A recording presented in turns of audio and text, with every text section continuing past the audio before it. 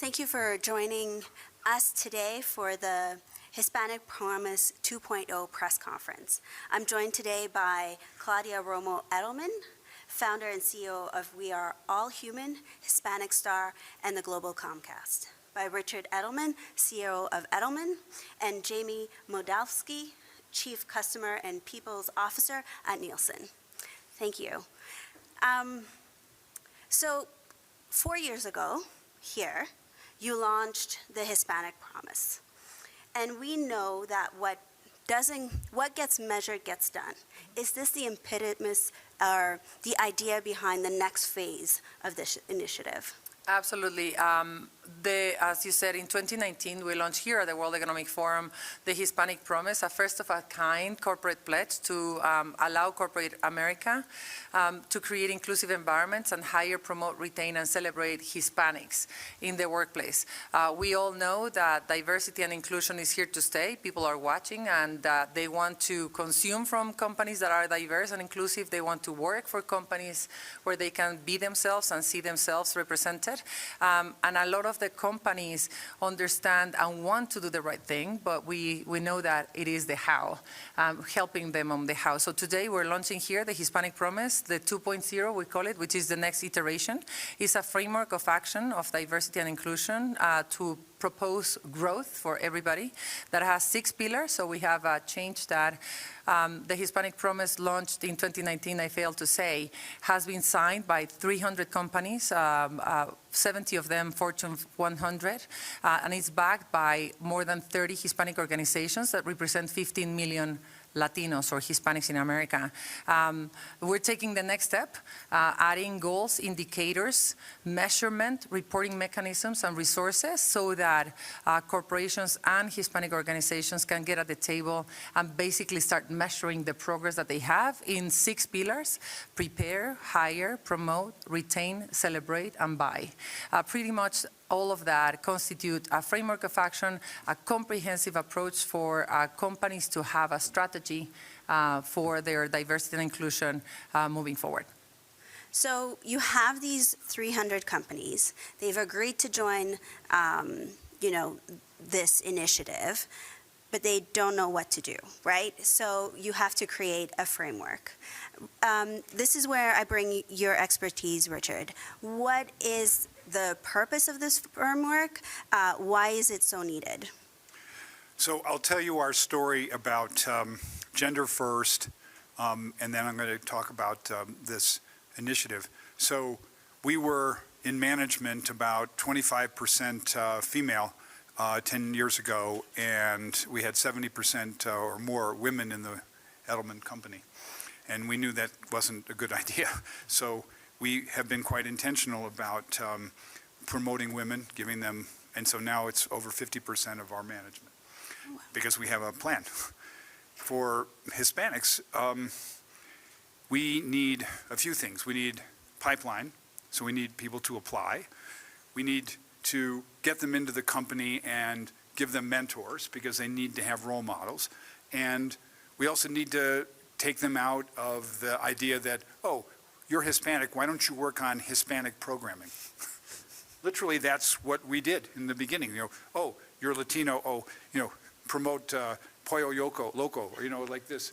And this was the truth. Yeah. So I'm so happy to have this framework because we need at all 6 steps help, honestly, because right now it's ad hoc. And we're picking and choosing and kind of like this. Now we have a system, we're going to put it right into HR and say, okay, now implement.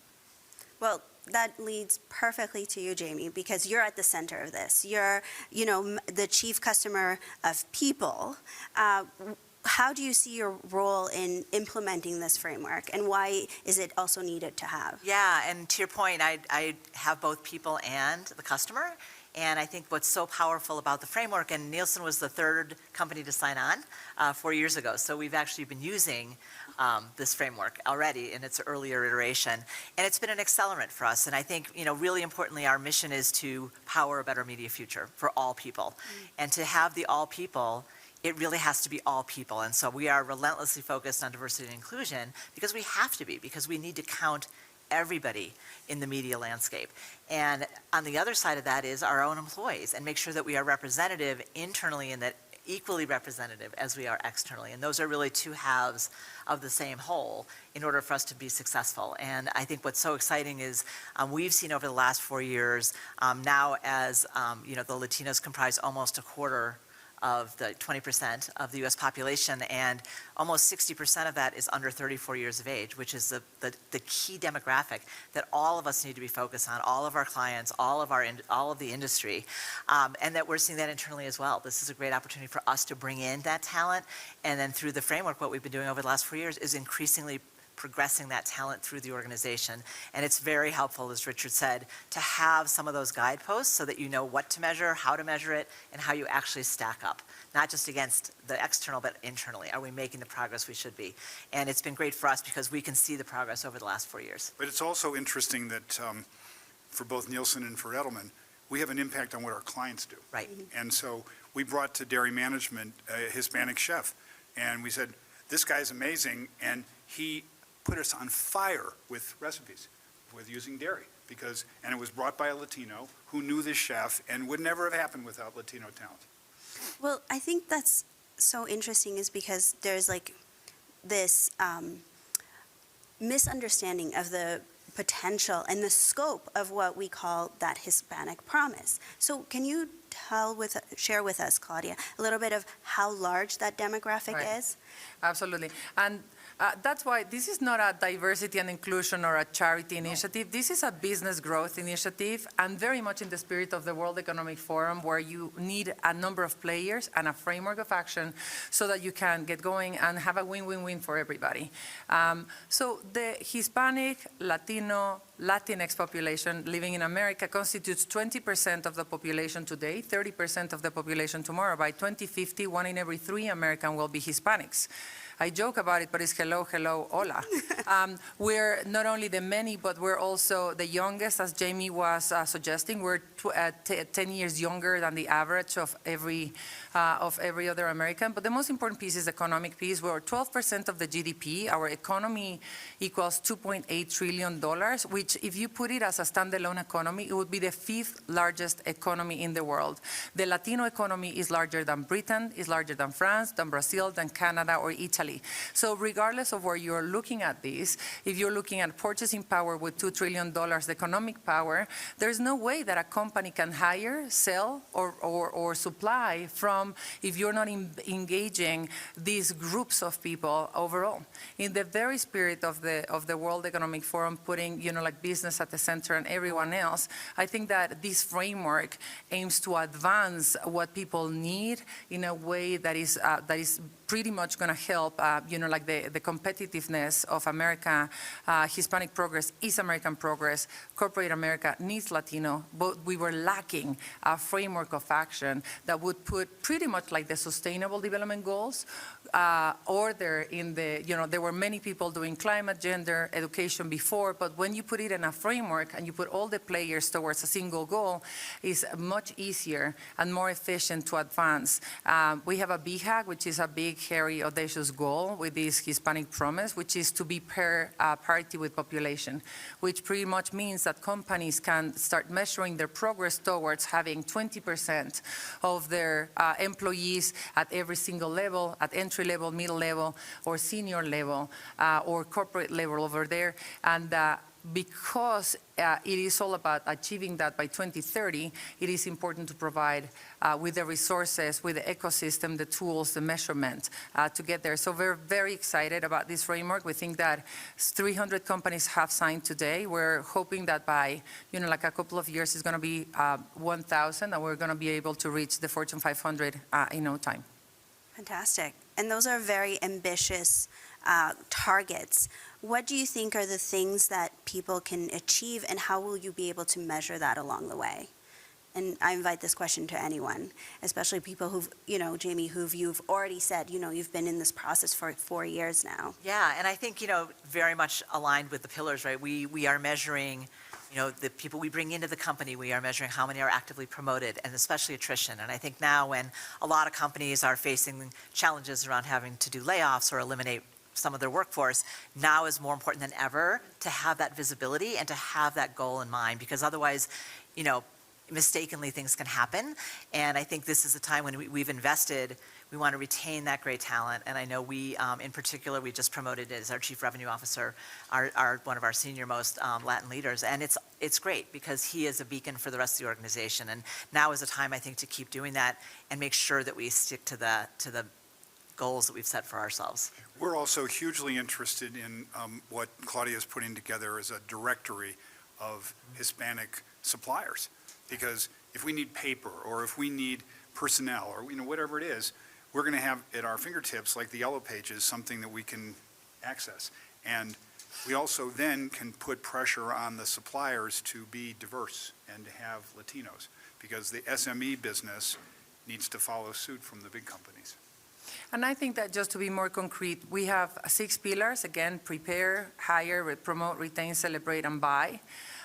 Each of them have a goal. For example, for prepare, support the future workforce to ensure that they are equipped with relevant skills and knowledge that fuels that sustainable long-term success and prepare the future workforce. If you think of only that goal, then you'll say, where am I as a company? So we have 3 levels where you can be good or, good or getting there or great. And you're going to be able to see the indicators that you have.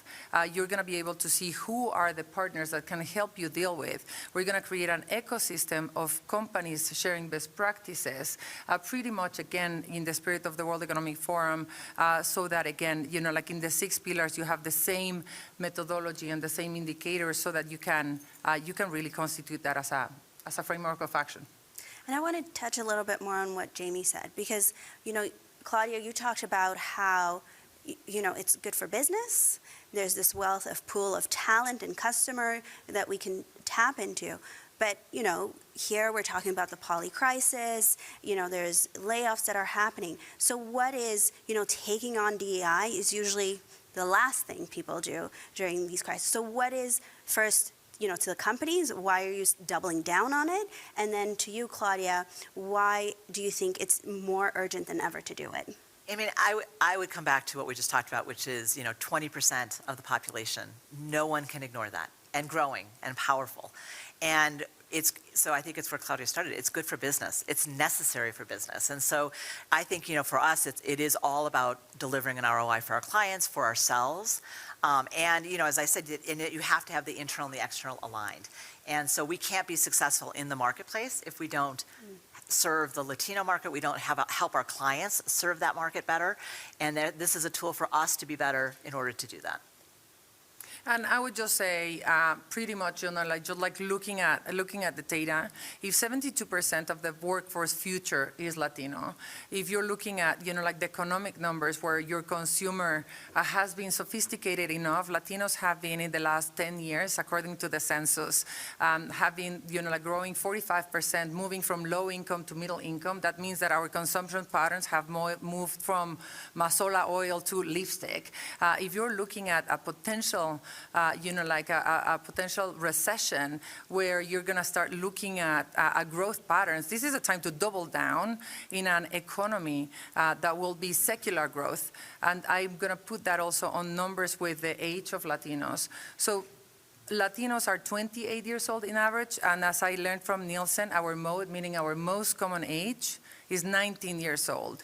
The most common age of 62 million people today in the United States of America is 19-year-olds. The most common age of non-Latinos is 62 years old. So you're talking about 4 decades of growth. The Hispanic economy is growing 7% faster than China. So if you start looking at the economies globally, you start looking at what economies are the fastest growing in the world, and you have China, which is declining in its growth, India, and then Hispanics. So there's absolutely no way that companies that are looking at the data cannot see that investing in Latinos and doubling down, particularly in a time of recession, means growth, and in a way, in a guaranteed growth. But if you don't know how to do it, then you're going to be probably struggling to promote it. So that's why it was so important for us to launch this framework, to promote this framework, to ensure that people know about this framework, because I think that it is going to be good for Hispanics, good for the planet, good for companies. Fantastic. On that note, I'm going to open the floor in case there are any questions. Jose, if you, I know your name, but for the audience, if you could state your name and your organization. Yes, my name is José Manuel Sanz. I'm chief editor in Spanish news agency, EFE. My question is there any economic sector in U.S. especially reluctant to integrate Latino worker or Latino professional?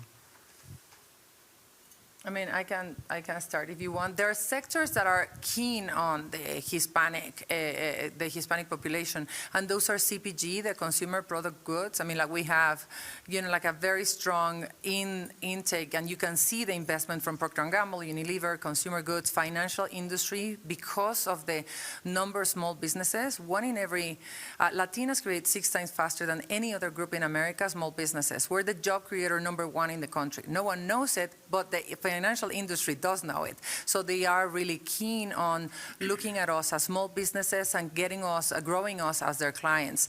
There's an incredible interest, I would say, from the auto industry, from the healthcare industry. But I do think that the problem is when you start looking at seniority, promotion, getting people really to be leading corporations. There's only 11 Latino CEOs in the Fortune 500. This is the least represented. Latinas are the least represented in corporate America and the least paid from the entire country. If you are a Latina nurse, 70%, you make 70% less of salary than your counterpart doing the same job. And so I think that you're looking at the gaps in the pipeline overall that pretty much affect those industries where you need seniority in position. So we're going to start looking at a potential gap in tech, where you're looking at AI, quantum, where there's no Latinos there because we're looking at, like we're not educating the pipeline enough to do senior jobs. So where I think that this could be instrumental is to call on those industries, like tech, and I think that healthcare, particularly, I would love to hear your thoughts. Media is a dramatic, like a lack of representation of Latinos in senior positions overall. But I think that I think that where the problem is when you start looking at higher representation of Latinos in senior positions. Yeah, I agree. I don't think it's necessarily a reluctance. I think some of it is education, which I think this is an opportunity to do. I think continuing to tell the story of the power of the segment and the power of the purchasing power and the audience power, if you will, for the media industry is really important. And I think then this is so helpful to give people the tools to make it happen. And I do think, to Claudia's point, we know that we did some deep work actually on media for Latinos. And one of the things we learned is that 92% of the people behind the cameras, right, all those people behind, are not Latino, 92%. And so can then the content be as diverse and as powerful as it should be for the Latino community? And so I think we're learning a lot, and as we share that information with our clients, they are very eager to know more and do more, but some of that is giving them that information, which is what's so great about the framework and partnering. And if I may just add one thing, what I've seen, my background is sustainability, so I've seen is a measurement mess. You started with what's not measured is not done, but for many organizations, companies all across the world, it's a headache to have 17 different ways to measure and reports about sustainability and purpose. And so we're launching these really aggressively so that we can have one single measurement for companies to start looking at diversity and inclusion in a comprehensive and single way, instead of having the diversity report on this one, the Latino this one, the African American this one, and so on. So I think that overall we're hoping that the adoption of industries overall, like consulting agencies, media, people like Edelman and Nielsen that have plenty of clients, IBM, Microsoft, and so on, can start looking at this as a way to get to their clients, to avoid a headache in moving forward, so that there's a single measurement and a single way standardization framework that is standardized for everybody, so that it's easier for everybody, but at the end of the day, it's also avoiding course correction. I also think it's something that we need to bring to the financial community, because as part of an ESG framework, the progress of companies should be quantified across environment, social, governance. And the S part has weak measurement. And this is going to give power to BlackRock and others to say, we want to buy the shares of, Yum brands because they're making progress. I'm going to check one more. Yeah. If you can state your name and organization. Thank you. It's Irene Held reporting for Copenhagen Post. Claudia, there couldn't be any better ambassador for the Latin communities than you are. You are a powerhouse. And Mr. Edelman, you are a communications powerhouse. And what worries me very much is this hatred against Latinos, against blacks, whatever. And it's the wall Trump wanted to build didn't make it better. So can't you invent an algorithm which is going to highlight the wonderful contributions Latinos make to societies all over the world? I couldn't agree more with you, and that's why, giving the rise of racism, xenophobia, and discrimination, but also the rise of the need for, for companies to become more inclusive. If they want to hire, and retain, people are watching, and they're going to making their choices of where to work or where to buy from. But the Hispanic community is very diverse. We're many and we're not monolithic. You have Mexican, Colombians, Venezuelans, Republicans, Democrats, rich, poor, you have them all. We're very, very diverse. So we needed to create an artifact or a symbol to unify us all. So the Hispanic Promise is anchored under what we call the Hispanic Star, which is a symbol, brand that will be ideally used by a number of organizations and organisms. It's almost like the rainbow for the LGBTQ. It's called the Hispanic Star, and more than 10 companies are using it as their symbol. But for Latinos, it's a platform to showcase our incredible contributions to the country. Because as much as perception is wrong, we have to move the needle from invisible to visible and from negative to positive and change the perception of Latinos from takers to makers. And we have to do it in an organized way. So we're doing a number of things to change that perception under the umbrella of the Hispanic Star, so that we can also understand that America, the United States of America, is made of stars, and we Hispanics are one of them. One thing that Claudia has done in the last year that's significant is she's created a book series on Hispanic heroes. And one of them is Roberto Clemente, who died 50 years ago bringing baseball equipment to poor kids in a hurricane-ravaged part of his island. And he was the greatest baseball player I ever saw. I saw him play against the Cubs with the Pirates. He was amazing. But it's that Hispanic kids need to be able to look up to someone. So I, of course, read this kids series when I was a little boy about Thomas Jefferson or, whoever. And they have, in Hispanic communities, same sort of heroes. So she has a 30-book series coming. You have 4 out now, and, 26 more to go. Right. But, there should be reference points so that they feel, and companies are buying these books to give them to the employees, to give to the kids. So this shows the power of companies being involved with Hispanic Promise. But there is an absolute need for companies to invest their marketing dollars in portraying Latinos and putting us in front of camera and behind camera as what we are, positive contributors to the country. And I welcome the media industry also to start portraying Latinos as small businesses, as, like baseball players, as astronauts and architects, not only as, like narcos or related to migration, because there's a bigger story of growth that is not told. So before I close out, we're here in Davos. This is an opportunity. You have a platform to share what is your vision for Hispanic Promise 3.0. So what is the next step? I know you. I know the power that you have. You have these 300 companies. I can only imagine what you're going to be able to achieve in 4 years. So what is 3.0? I would love to see. There are already 5 Fortune 10 that are using the Hispanic Promise as their framework of action. There's already like 3 companies that have a job description called the Hispanic Promise Manager. I would like to see the proliferation of the usage of the Hispanic Promise and the adoption of the Hispanic Promise as a way for companies to actually invest and engage with the Hispanic population. In a couple of years, I would like to be able to come here and say, like, we have 100% of the Fortune 500 that have committed, that have invested that have, committed and engaged with Latinos as employees, as suppliers, as a consumer, and as the community.